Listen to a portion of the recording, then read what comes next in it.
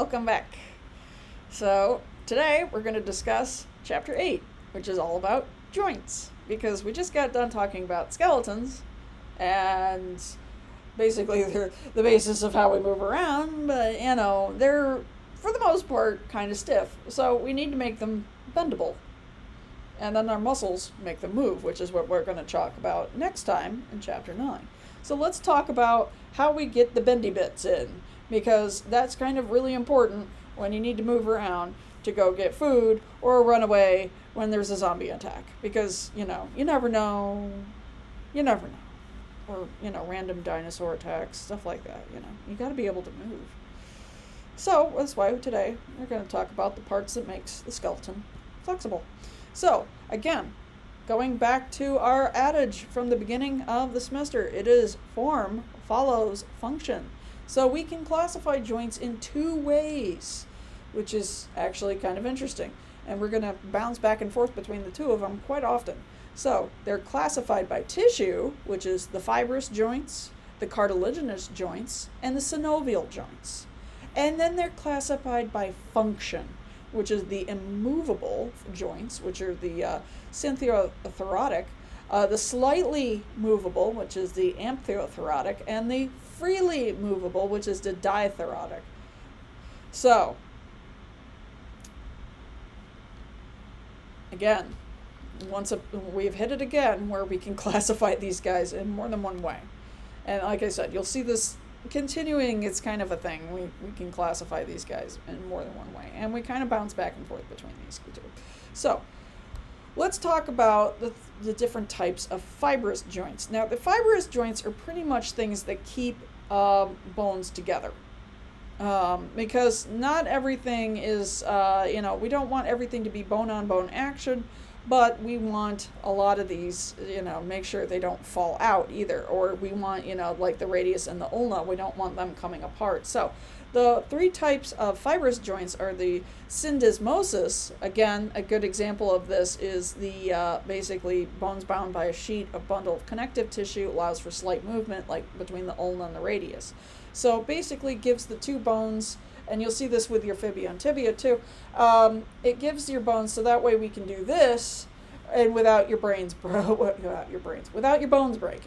So it gives them support, but also makes it so the two can rotate. Sutures, which are the what grows between the fontanelles, when we were talking about that in the last part, and the skull. The sutures, those wiggly bits, these are only between the flat bones of the skull. They allow for no movement. So again, as your skull grows together, given time, those fontanelles disappear and sutures take over. And usually by your 30s or 40s, your skull is completely now a solid piece of bone around your brain. Then, our favorite, I just like saying this, the gomphosis. Isn't that fun to say? Gomphosis. It's just weird to say. Is basically what keeps your teeth in your head. It's cone-shaped process and a bony socket. It's to keep your teeth in. It's, again, no movement, because, we don't want our teeth leaving. That would be bad. Anyway, we like to keep our teeth where they are, except for, like the deciduous teeth when you're kids, because, you get money for that. Teeth fairy. Or at least, I do. I did. My son does. Anyway. So, we want them the same. That's a gomphosis. Alright, next up. There's only two types of cartilaginous joints, and that's basically our friends, the synchondrosis, and this is temporary. Usually gets replaced with bone as ages, and this is usually our friend, the epiphyseal plate, that guy that I made a big deal out of when growing, bones. And then the joint becomes a synstosis, or bony joint. And then the symphysis, which is basically bones covered with a thin layer of hyaline cartilage. So again, you see these in between right here, again, because we don't want bone-on-bone action. So these are the things, like I mentioned earlier, that kind of cover the tops of your long bones, especially anything that's rotating right there. It's the basically what's connecting between the ribs and your sternum. Again, so we get some flex in there, but and the same thing here is your intervertebral discs to protect so we can move our spine without our bones rubbing on our bones. Because if, again, same thing with like, hip and joint replacement, why we have to have them. If this cartilage goes away, then you get bone on bone pain, and that's not cool. And same thing with slip discs. Ugh. So yeah, so these are the guys that cushion and make sure that everybody's staying together, but also gives them a little bit of flex. So now, most joints in the skeletal system are synovial joints, as they allow free movement. So you've got your articular cartilage. This is a thin layer that resists wear and tear and minimizes friction at all of our joints, as we were just talking about. Then you've got your joint capsule. These are two layers that hold your bones together. You've got your fibrous capsule and your synovial membrane. He comes back in a minute. Then you've got your ligaments. These are tough collagen fibers that help bind the articular ends of our bones together, so that way when we're doing this, when our arm doesn't fling off into space, which would be bad. And ligaments usually wrap around, especially a lot of our joints, so that way we're not, getting damage. It's actually giving, it's kind of like why we wrap, tape around things, to try and fix it, but also to try and stabilize it. Joint cavities are filled with synovial fluid, which is like grease, and this helps keep things moving smoothly, especially between your joints. So we actually not only have the articular cartilage, but we also have joint cavities filled with the synovial fluid. And this is extremely important, because if we didn't have this, even though we have the cartilage, which is really nice, but these two working together is what makes everything perfect in your joints. But what happens is, if we did not have this, just running, imagine all the times you've had to run because of something, like, did I miss the bus or something, more than that, and probably other things too. Did I leave the stove on? Stuff like that. You can run back in the house. Just from the friction of our running alone, the friction generated, if you didn't have this fluid and the cartilage, you'd actually set your joints on fire. Yeah, your kneecaps would be on fire. That's how much friction we naturally have just moving is enough to start a fire in our knees when we run. So thank you, articular cartilage. Thank you, synovial fluid, because my knees aren't on fire. I mean, sometimes it feels like it when I go up those 2 layers of steps out here in the patent building. But, woo, yeah, that's... So just think, next time you watch somebody do, track and field and they're running, be thankful we have these things so all their knees don't explode into fire. Also, if you're bored, you can just imagine that too, I guess. I don't know. Anyway, ball and socket, so we have 6 synovial joints. So these give us the different movements we have on our skeleton. And they're interesting. So number 1 is our ball and socket. And so this one is definitely our, right here with our shoulders. Also same thing with our hips. It gives us that nice round, so that way we can, and get a full nice range of round, going around and around and back again. Yeah. And then we've got our collinder or episoidal, which is right here. And this is actually between your fingers. So now, so it kind of looks like a suction cup with a part that literally just fits perfectly into that suction cup part. Boop. So it gives you a nice rotation to these guys, so that way, we can do all the finger things. We do have classes here for sign language. I need to take those. That'd be cool. Anyway, a fun fact. We actually do not damage ourselves when we crack our fingers. I know people sit there and go, I know it causes arthritis. No, it isn't. What you're doing, remember when I talked about that synovial fluid? Yeah, that synovial fluid's hanging out in here too. And what happens is when we crack our fingers, we're actually just making the synovial fluid move around, and that's where we get that snap noise from. It's kind of like, it's literally you're just kind of pulling them apart a little bit, and some air gets in, and then they push back together, and you get that noise.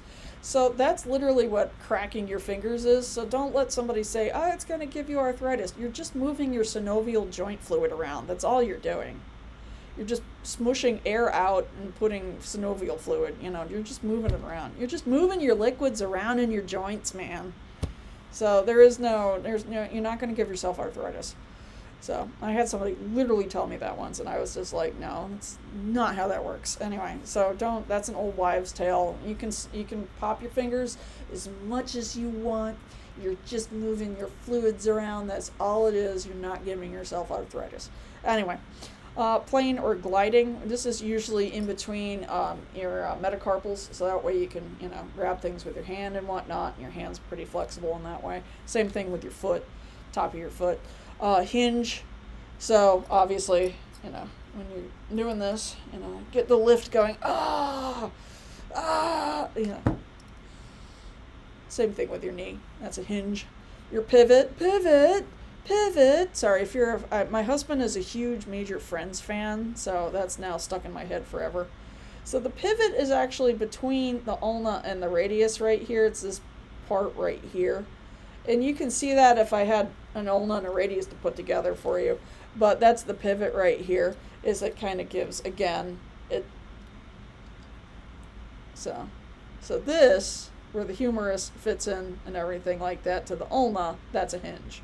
But this, where the radius kind of rubs right here on the ulna, that's a pivot. Okay? All right. Then you got your saddle, or the stellar, which is basically your thumb. So that's right here. And that gives you kind of more, again, gives you more range in your thumb, which is good. So we can do this. Because this is one of the few things that kind of separates us from every other creature on Earth. We used to think, it's funny because Homo sapiens means user of tools, but we found out a lot of other animals use tools. So that doesn't make us different. The only difference between us and some of the, it's like, well, they have thumbs. Why haven't they done all these things? Precision. They can't do as much precision as we can. So we can literally touch our forefinger to our thumb with more precision than any other of the great apes that also have hands and thumbs and stuff like that. So it's actually we have more precision. So that's because we have more precision, we can make more precise things. So kind of interesting. Again, movement also gets names. So if you're going forward, it's a flexon. If you're going away from where it should be going, is the extension. So I'm extending backwards right now. We've got the medial rotation. So medial is going in, lateral is going out. Away from your body is abduction. To your body is adduction, like you're adding to it. Abduction, away, adduction, you're going to, so like you're going to your body, you're adding to it. And then you can get circumduction, where you go around and around between abduction, flexing, extension, and adduction. Whee! And then you go in a circle, go in a circle. So anyway, so those are all your main movements. Anyway, now here's, again, notice. Not so much, again, I'm not going to make you memorize any of these major ligaments. I'm just going to show you how they're wrapped around to support and maintain our bones, so that way we don't fall off and we can still move. You'll notice a lot of these are reinforcing a lot of the joints and whatnot. So that way, we have, tennis elbow, it's these guys. So again, these guys are keeping your bones together so they don't fall apart, and it also gives them protection. Again, here's some major ligaments inside your hip. Again, I'm just kind of showing them to you. I'm not really, going to go crazy with them. Notice this one, though. I really enjoy looking at this one. So here's your patella, and here's your patellar ligament. And it attaches to your tibia. A lot of people get in trouble, and I've seen this before. This sucker can get cut, and then your kneecap literally goes right up your leg. It's disturbing. But notice how it's all held together, especially in the back. It crisscrosses, which is really nice to get that extra stability in the back of the knee, especially. So please be nice to your patellar ligament and don't ruin it, because then I go like a freaking window shade. Alright, so Aging and your joints. So joint stiffness is the earliest sign of aging. Collagen changes, which causes stiffness. Again, one of the only ways to combat this is exercise. Just stay active. A lot of people fall into this trap where, it's like, oh, it hurts too much to move. But the more you move, the better it will get. But it's hard explaining that to some of our older folks. So fibrous joints are the first to change and strengthen over a lifetime. Syncroses of the long bones disappear with growth, like the epiphyseal plate turns into epiphyseal line. And changes in the symphysis joints of the vertebral column diminish in flexibility and decrease in height. Over time, synovial joints lose their elasticity, which, again, the only way to fight any of this is to stay active, except for gravity is going to gravity no matter how much gravity, unless you go into microgravity, and then microgravity makes your bones go crazy. So I don't know what the answer is. You actually do get taller in space because there's no gravity pulling down on you constantly, so you kind of, your intercalculated discs kind of, get to absorb a lot of fluid and go, and you actually do get taller in space. But, drawback is your bones are eating themselves, and, you go right back to the same height you were when you get back to gravity, so it's temporary. So if you want to feel taller, go to space, but it's only temporary. Again, he goes into joints and shows a whole lot more images than I can. He has a whole animation team. I do not, which I wish I did, but okay. All right, well, there you have it. That's Chapter 8, Joints.